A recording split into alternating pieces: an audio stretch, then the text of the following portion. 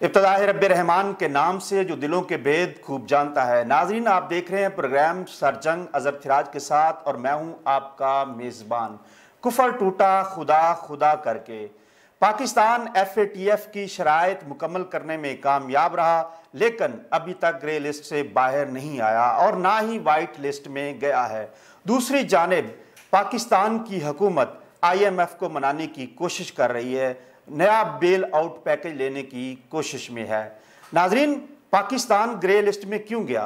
Black list से बचने के लिए क्या क्या जतन करने पड़े? आइए जानते हैं माशी सियासी अमूर के माहिर नदीम अब्बास से। नदीम साहब, आपको प्रोग्राम में खुश आमदीद। सबसे पहले हमारे नाजरीन को बताइए कि ये FATF है क्या? शुक्रिया अजहर साहब प्रोग्राम में मौका देने का। FATF एक ग्लोबल वॉच डॉग है, फाइनेंशियल एक्शन टास्क फोर्स, जिसका काम है दुनिया भर में एंटी टेरर जो फाइनेंसिंग हो रही होती है उसको कर्ब करना है, उसको रोकना है।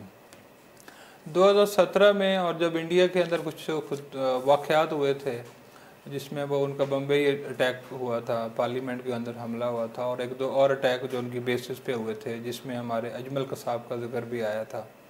अगरचे पाकिस्तान ने डिनाई किया था उस मामले के, पाकिस्तान का या इसमें कोई किरदार नहीं है, लेकिन फिर भी इसके ऊपर उंगलियां उठाई गई थी कि ये जो अटैक है इसको पाकिस्तान की सरजमीन पर सारा इसका प्लान बनाया गया था।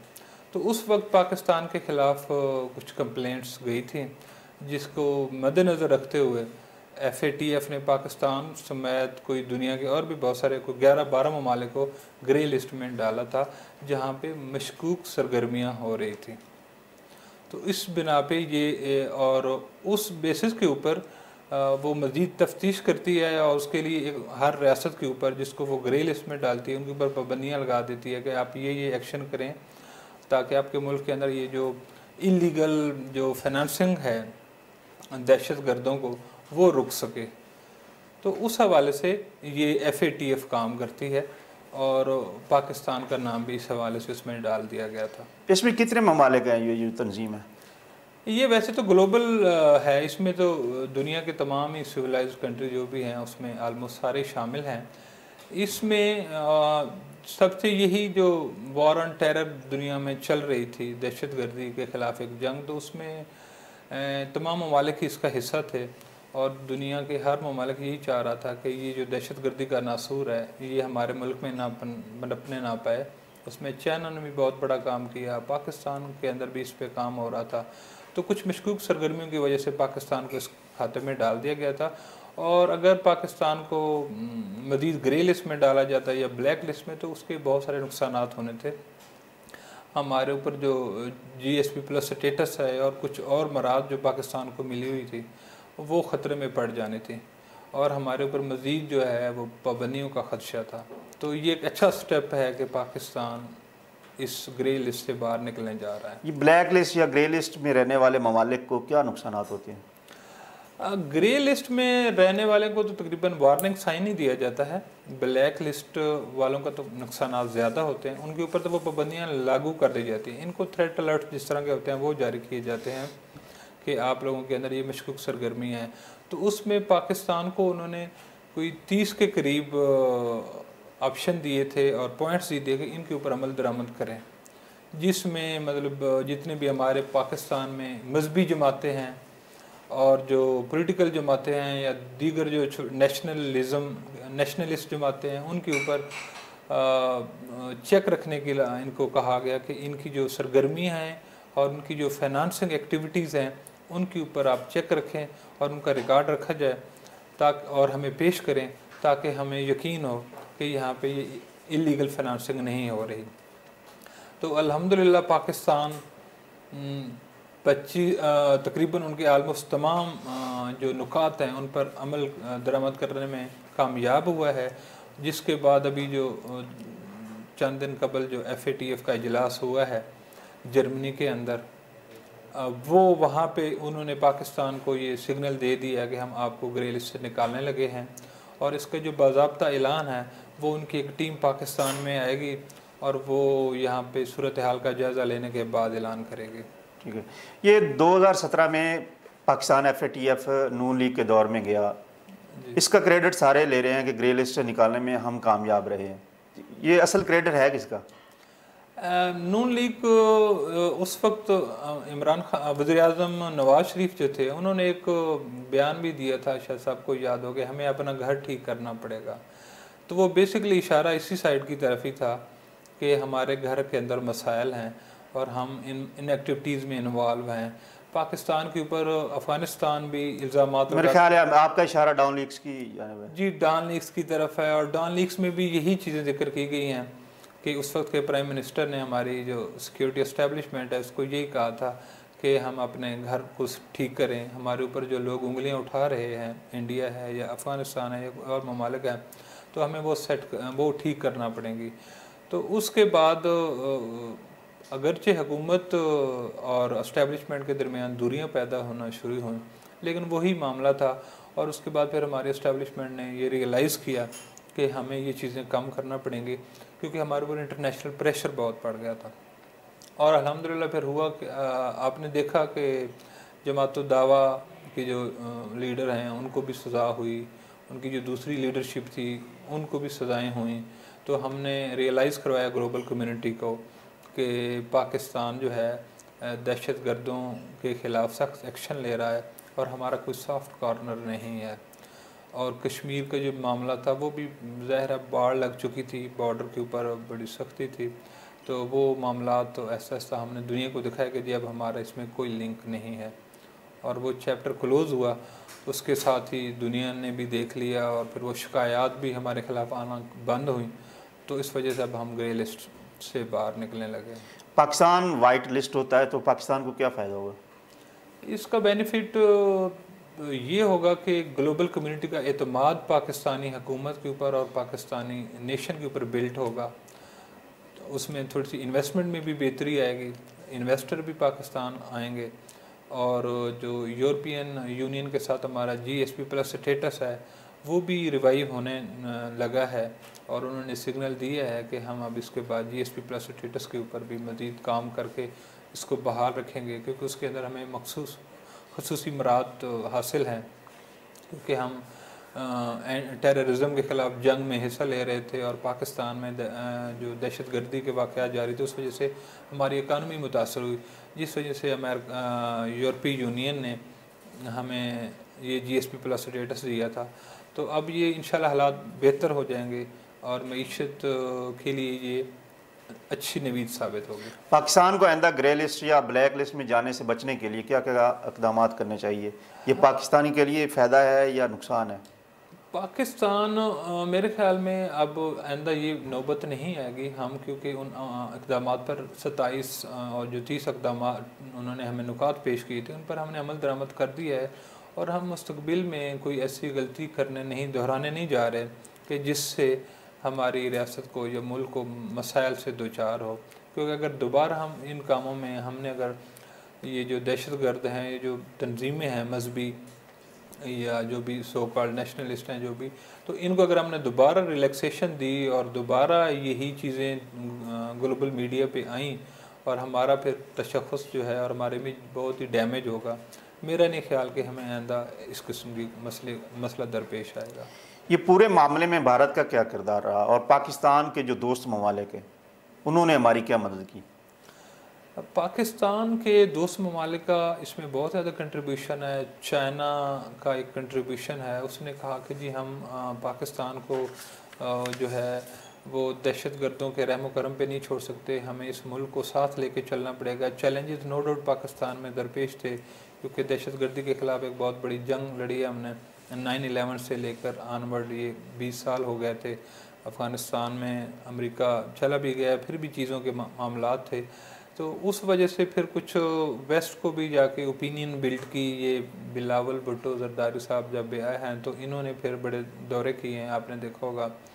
और वो जो अब FATF की जो सरबराही है वो हमारे पास वज़ीर ख़ारजा पाकिस्तान में आई थी, उसको कन्विंस किया। यूरोपीय यूनियन के साथ हमारे मामलात थोड़े से बेहतर हुए और तुर्की ने भी सपोर्ट किया, तो उनकी सपोर्ट से ये मुमकिन हुआ। और जो पाकिस्तान के खिलाफ इंडिया जो शुरू से कंप्लेन कर रहा था कि जी ये यहाँ पे दहशत गर्दों को पनाह गए हैं और फंडिंग होती है, तो वो आवाज़ ऐसा ऐसा दबती नीचे चली गई और वो आवाज़ जो है वो ऐसा ऐसा गुम हो गई और जो पाकिस्तान के हक़ में आवाज़ें हैं वो आगे आने लगी, जिसके बाद ये हम इस कामयाब मरहले की तरफ गामज़न है कि हम इस ग्रे लिस्ट से बाहर निकलने जा रहे हैं। नदीम साहब, पाकिस्तान की जो माशी सूरत हाल है, पाकिस्तान दिन ब दिन नीचे जाता जा रहा है। हमें हर दफ़ा IMF की तरफ देखना पड़ता है। IMF के चुंगल से हम कब निकलेंगे? IMF क्या है, ज़रा नाज़रीन को बताइएगा। IMF इंटरनेशनल मॉनेटरी फंड है। ये बनना तो गया था कि जो गरीब और सिक इकानमीज़ हैं उनको मॉनेटरी एड दी जाए और उनको जो चैलेंजेस दरपेश हैं कि उनके इंपोर्ट और एक्सपोर्ट के जो इम्बैलेंसेस हैं उनको कवर किया जाए और उनको स्टेबल किया जाए ताकि वो इन मसाइल से निकल सकें। लेकिन पाकिस्तान में होता क्या रहा है कि हम IMF की एड हर बार ले लेते हैं, हम उनसे वादे करते हैं कि हम अपने जो हैं अखराजात कम करेंगे और अपनी आमदन बढ़ाएंगे, लेकिन यहाँ पे बदकिस्मती से हमने उन इक़दामात पे अमल नहीं किया और अभी तक हम लोग इस IMF के चुंगल में फंसे हुए हैं। इमरान हुकूमत भी IMF के पास देर से गई। मौजूदा हुकूमत जो है नून लीग या मखलूत हुकूमत जिसे हम कहते हैं, ये भी देर कर रही है। ये नून लीग IMF को मनाने में कामयाब क्यों नहीं हो पा रही और क्या इसके मामला तय पा जाएंगे? मेरे ख्याल में इसमें नून लीग की हुकूमत की कुछ कोताही है।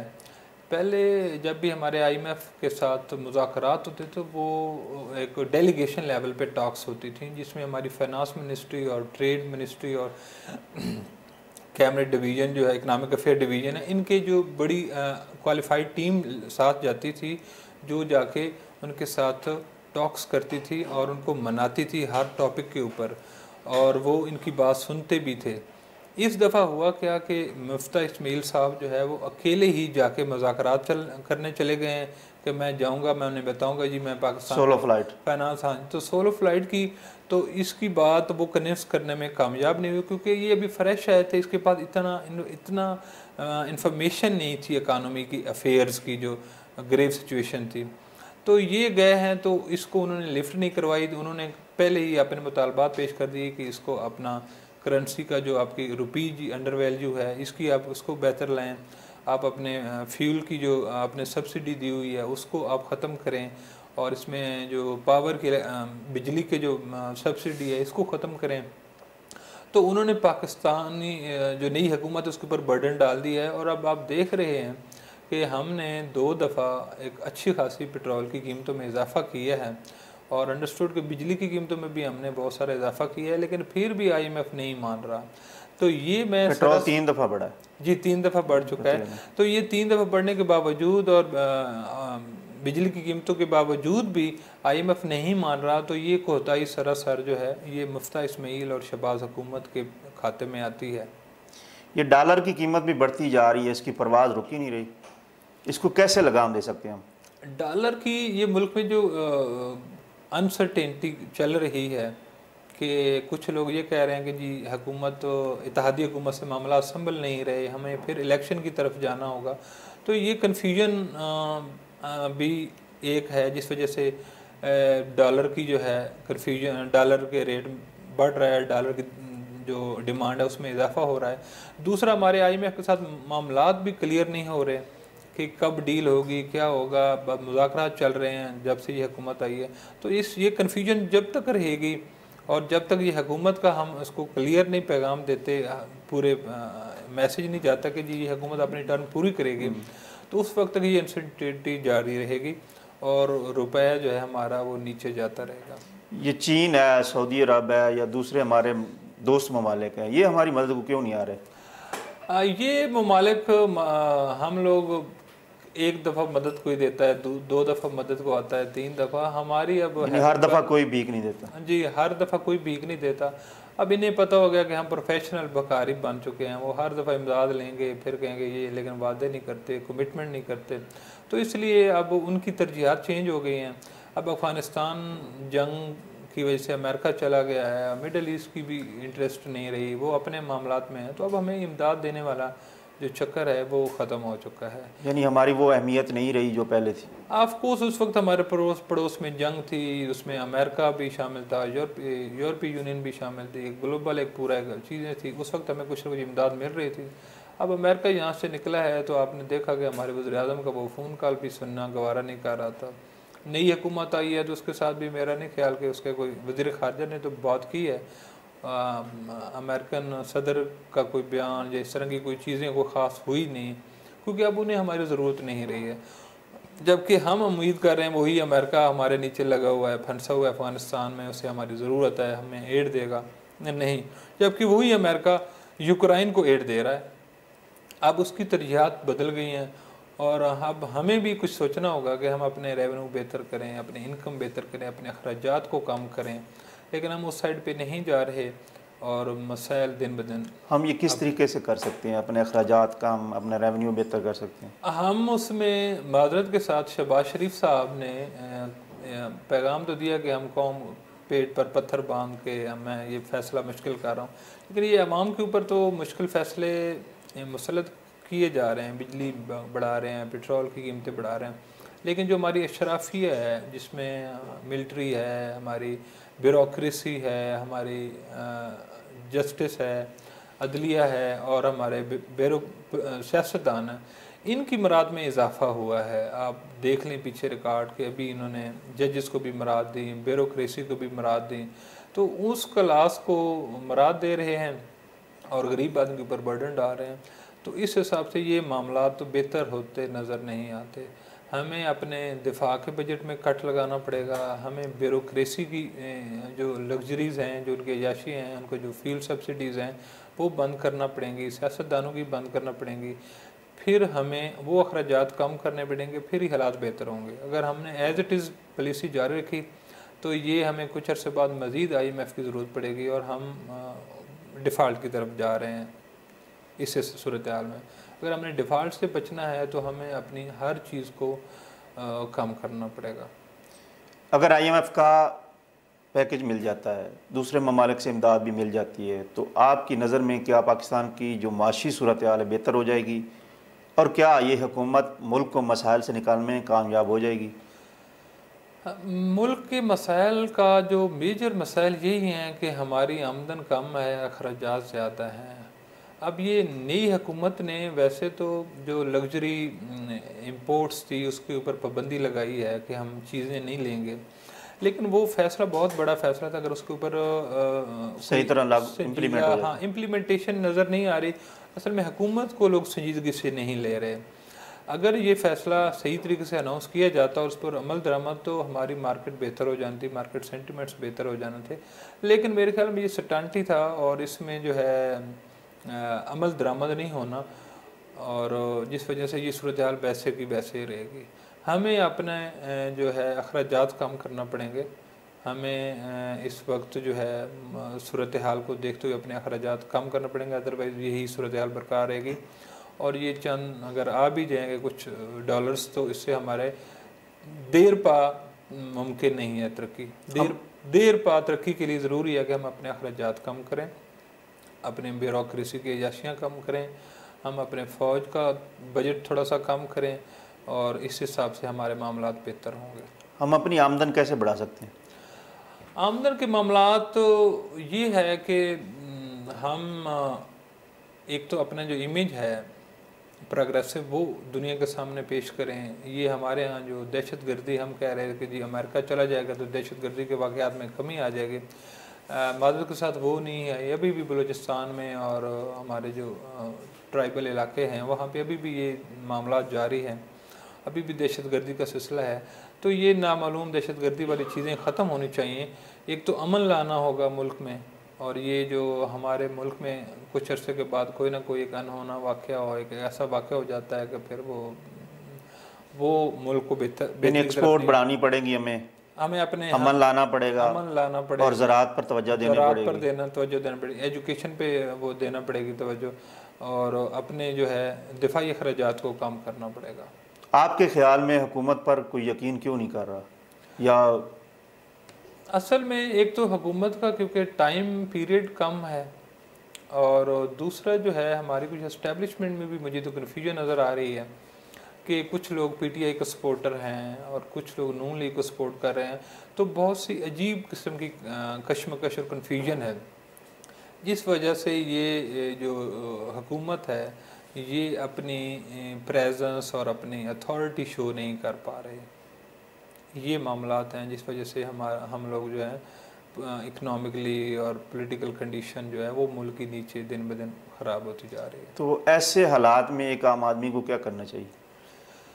आम आदमी बेचारा क्या कर सकता है अपने ब्याह पे? जो सैलरी क्लास है जो वो उसकी जो फिक्स इनकम होती है, अब इन्होंने बढ़ाई है थोड़ी बहुत सैलरीज में इजाफा किया, तो एक थोड़ी सी क्लास है। गरीब आदमी को अपनी आमदन बढ़ाना होगी। अब हमारे यहाँ जो एक कल्चर है पाकिस्तान में कि जी ख़वातीन घर में बैठी हैं और मर्द काम कर रहे हैं, अब मर्दों और औरतों दोनों को काम करना पड़ेगा, और इस यानी हर हरामी छोड़नी होगी हमें। ऑफ कोर्स हमें जो है अब हर एक बंदे को काम करना पड़ेगा और मेहनत करना पड़ेगी। नदीम साहब, आपका बहुत शुक्रिया, आप हमारे प्रोग्राम में तशरीफ़ लाए और आपने हमारे नाजरीन को बड़े अच्छे अंदाज में समझाया कि FATF क्या है, हमारे मसाइल क्या हैं और हम कैसे माशी सूरत-ए-हाल से निकल सकते हैं। नाजरीन, हम अपने अगले प्रोग्राम में एक नए टॉपिक के साथ हाज़िर होंगे। हमें दीजिए इजाज़त। अल्लाह हाफ़िज़।